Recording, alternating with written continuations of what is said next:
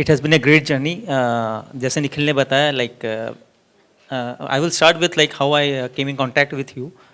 The first meeting I had with you was with my DMM. तो मैं अपने DMM के साथ गया था एक्चुअली कोर्स ज्वाइन करने से पहले.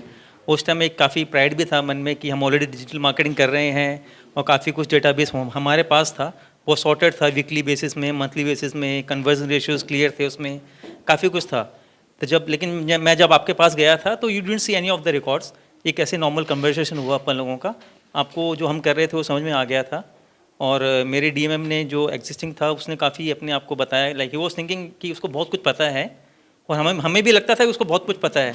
बिकॉज जब भी मीटिंग में बैठते थे, sir I have been running businesses for 20 years and have started successful businesses. But जब भी मैं उसके साथ बैठता था, मेरा एक बिजनेस माइंडसेट जो था ना, मैं उसको कभी कन्विंस नहीं कर पाता था. बिकॉज उसके कुछ अलग ही टेक्निकल चल रहे होते थे और मेरे को समझ में नहीं आता था वो दिन भर कंप्यूटर के सामने बैठ के कर क्या रहा है. But every time he was on the screen and he was doing something और द अदर. बट वो मेरे को हजम ही नहीं हो रही थी वो बात. तो उसको उस मीटिंग में 2 शिफ्ट हुए. मेरे को समझ में आ गया कि जो वो बोल रहा है, वो जो कर रहा है वो सही नहीं है. और उसको भी समझ में आ गया कि ये समहाउ अब ये बहुत ज़्यादा दिन चलने वाला नहीं है. नहीं, फैक्ट है ये. क्योंकि उसके बाद जब मैंने कोर्स को ज्वाइन किया तो मैंने उसको अलाइन किया. सबसे पहले मैंने बोला कि तू भी मेरे साथ ज्वाइन कर ले. But somehow he was not prepared because he thought like he knew much more than you do. So I think it was a sad part on his behalf. But उसके बाद फिर 2-3 हफ्ते बाद मैंने दोबारा उसको अलाइन किया. मैंने दोबारा बोला तू ज्वाइन कर ले, तेरी भी लाइफ चेंजिंग होगा. But then he resigned. And I think that was a blessing in disguise for us. Yeah. क्योंकि एक्चुअली क्या वो बिजनेस सेंस जो है ना, कभी वो चलने देता ही नहीं था उसको. उतने जार्गन्स यूज़ करता था, CTR ये कि मेरे को समझ में नहीं आते थे कुछ भी. हमें तो सिर्फ वो कन्वर्जन समझ में आता था कि लीड आई तो अपॉर्चुनिटी में कितनी कन्वर्ट हुई, उसका क्या परसेंटेज है, अपॉर्चुनिटी से ऑर्डर में कितना आया उसका क्या परसेंटेज है. और मोर और लेस क्या था, मेरा लास्ट 18 महीने से 20 महीने का रिकॉर्ड था. वहाँ पे कभी लीड इंक्रीज हो ही नहीं रही थी. तो वो दिखा रहा था कि मतलब वो हीरो है. Like he was AGM and he was charging 15 lakh rupees package था उसका. क्या बात कर रहे हो? हाँ sir. And he was expecting another 30% increment.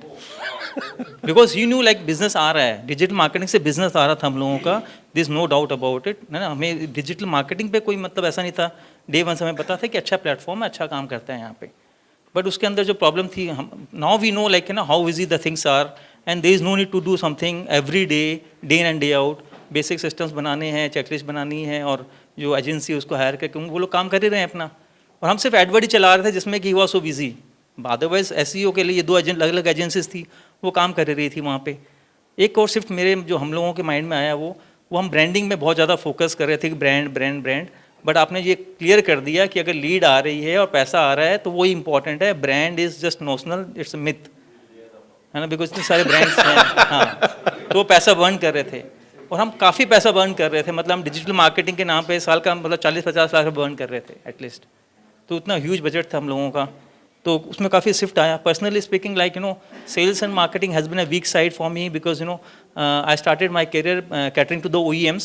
सो जब आप OEMs को कैटर करते हो, lot of processes, systems, operations काफ़ी स्ट्रॉन्ग हो जाते हैं. But eventually over the years आप सेल्स और मार्केटिंग भूल जाते हो. वो वहाँ पे कॉन्फिडेंस भी खत्म हो जाता है आपका, मार्केटिंग करना कैसे है आपको. So thank you so much. I have learned a lot about this.